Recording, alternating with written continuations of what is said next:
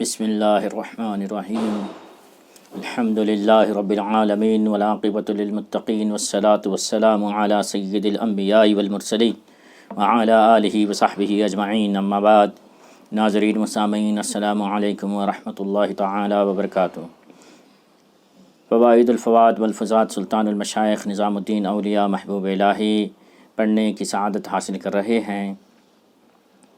آج دوسری جلد سے 24ویں مجلس پڑھنے کی سعادت حاصل کریں گے۔ حضرت خواجہ امیر حسن اعلیٰ سجزی رحمۃ اللہ تعالی علیہ فوائد الفواد کی دوسری جلد سے میں 24ویں مجلس میں فرماتے ہیں، اسی سال ماہ مبارک ربیع الثانی کی دوسری تاریخ بدھ کو قدم بوسی کی سعادت تک رسائی ہوئی۔ ترک دنیا کا تذکرہ آیا، ترک دنیا کا تذکرہ آیا، فرمایا کہ اصل دانشمندی یہ ہے کہ دنیا سے پرہیز کیا جائے، اصل دانشمندی یہ ہے کہ دنیا سے پرہیز کیا جائے۔ اس بات کی مناسبت سے ارشاد ہوا کہ اگر کوئی شخص وصیت کر جائے کہ میرے مال کا تہائی میرے بعد اس آدمی کو دینا جو انسانوں میں سب سے زیادہ عقل مند ہو، تو اس کا فیصلہ کس طرح ہوگا؟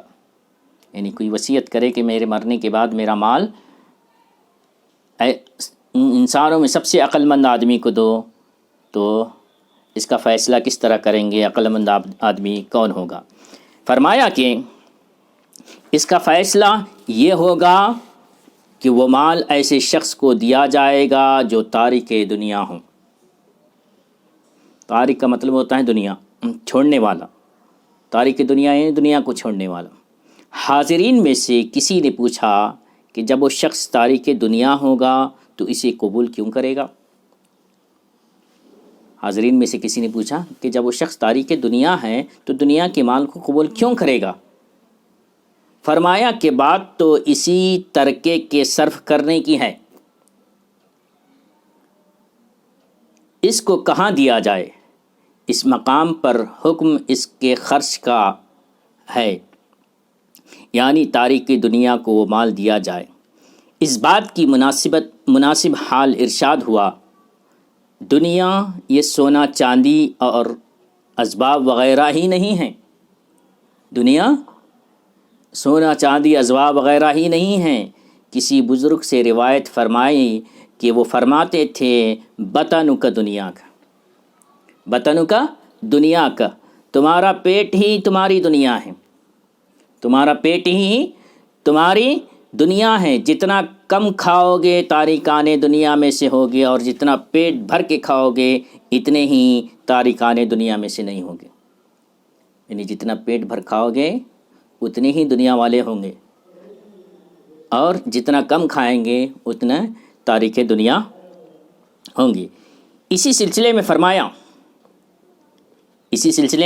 فرمایا کہ شیطان کہتا ہے کہ میں اس پیٹ بھرے سے جو نماز پڑھ رہا ہو گلے ملتا ہوں، جو پیٹ بھر کے کھاتا ہے، پیٹ بھرے ہوئے جو نماز پڑھتا ہے اس کے گلے ملتا ہوں۔ بس اسی سے اندازہ کر لو کہ جب یہ پیٹ بھرا نماز پڑھ چکا ہوگا تو میں اس پر کس قدر غالب آ جاتا ہوں، کس قدر غالب آ جاتا ہوں، اور اس کے بھوکے سے جو سو رہا ہے میں ذرا دور دور ہی رہتا ہوں۔ یعنی جو پیٹ نہیں بھرتا، ایک حد تک کھاتا ہے، اس سے دور دور ہی رہتا ہوں، شیطان کہتا ہے۔ بس جب یہ بھوکا نماز پڑھتا ہوگا تو ذرا اندازہ کرو کہ اس سے میری نفرت کس درجے ہوتی ہے۔ وہ بھوکا جب نماز پڑھتا ہے تو اس سے شیطان کہتا ہے کہ اس سے نفرت میری کس درجے کی ہوگی۔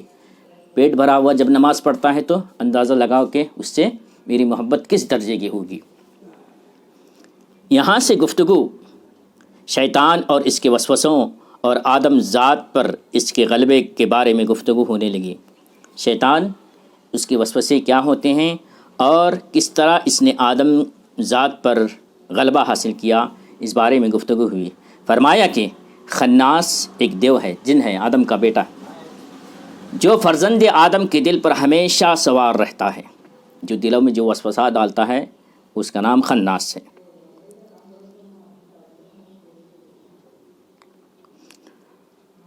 البتہ جب آدمی ذکر حق میں مشغول ہوتا ہے تو وہ دفع ہو جاتا ہے، وہ ذکر حق میں مشغول ہوتا ہے تو وہ دفع ہو جاتا ہے، دور ہو جاتا ہے۔ اس کے بعد فرمایا کہ مولانا علاء الدین ترمذی نے نوارد الاصول میں لکھا ہے، مولانا علاء الدین ترمذی بہت بڑے عالم گزرے، انہوں نے کتاب لکھی، ان کی کتاب کا نام نوارد الاصول ہے۔ اس میں لکھا ہے کہ جب حضرت آدم جنت سے دنیا میں آئے تو ایک روز حوا بیٹھی تھی کہ ابلیس آیا، حوا بیٹھی ہوئی تھی، ابلیس آیا اور خناس کو ساتھ لایا، خناس بھی ساتھ آیا۔ حوا سے بولا یہ میرا بیٹا ہے، اس کو اپنے پاس رکھنا، یہ کہا چل دیا۔ حضرت آدم علیہ السلام آئے تو خناس کو دیکھا اور پوچھا کہ یہ کون ہے؟ حوا نے کہا اسے ابلیس لایا تھا اور کہتا تھا کہ یہ میرا بیٹا ہے، اس کو اپنے پاس رکھنا۔ حضرت آدم نے کہا کہ تم نے ہاں کیوں کر لی؟ وہ تو تمہارا دشمن ہے۔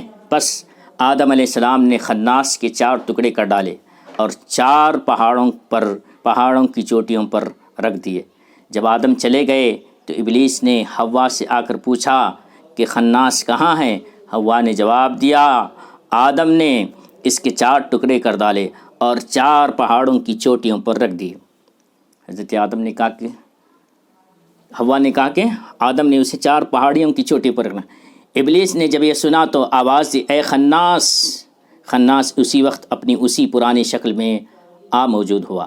جب ابلیس واپس چلا گیا تو آدم علیہ السلام آئے اور پھر خناس کو کھڑے دیکھا، پوچھا کیا حال ہے، سناؤ کیا ماجرا ہے؟ حضرت آدم نے اس دفعہ خناس کو قتل کیا، جلایا، ذرہ ذرہ کر ڈالا اور ان ذرات کو پانی میں بہا دیا۔ جب آدم رخصت ہوئے ابلیس پھر آیا اور خناس کا حال دریافت کیا۔ حضرت حوا نے صورت حال بیان کی، ابلیس نے آواز دی او خناس، وہ فوراً حاضر ہو گیا۔ جب ابلیس چلا گیا تو حضرت آدم آئے اور خناس کو بھیڑ بنے موجود دیکھا اور سارا ماجرا معلوم کیا۔ اس دفعہ خناس کو جو بھیڑ کے صورت میں تھا کاٹا، پکایا اور کھا گئے۔ اس درمیان ابلیس آیا اور آواز دی اے خناس۔ خناس نے آدم کے دل میں سے جواب دیا لبیک لبیک، حاضر ہوں۔ ابلیس بولا وہیں رہ، میرا مقصود بھی یہی تھا۔ بولے شیطان خناس بولے انسانوں کے دلوں میں کیسے پہنچا، یہ سارا واقعہ بیان فرمایا اور یہ سارا واقعہ نوادر الاصول میں ہے۔ بولے شیطان پیٹ بھرے ہوئے کا جو پیٹ بھرا ہوا جو عبادت کرتا ہے اس سے جا کر گلے ملتا ہے، اور جو خالی پیٹ اللہ کی عبادت کرتا ہے شیطان اس سے نفرت کرتا ہے۔ ہم دعا کرتے ہیں اللہ تبارک و تعالیٰ سے، اللہ تبارک و تعالیٰ ہمیں شیطان کے مکر و فریب سے بچائے، شیطان کے وسوسوں سے اللہ تبارک و تعالیٰ بچائے، اور شیطان سے ہمیں اپنی پناہ میں رکھے، اور جو کچھ ہمارے اس کہنے سننے میں غلطی خامی ہوئی اسے معاف فرمائے۔ یہ ہماری 24ویں مجلس ختم ہوتی ہے، دوسری جلد سے 24ویں مجلس ختم ہوتی ہے۔ وآخر دعوانا ان الحمد للہ رب العالمین۔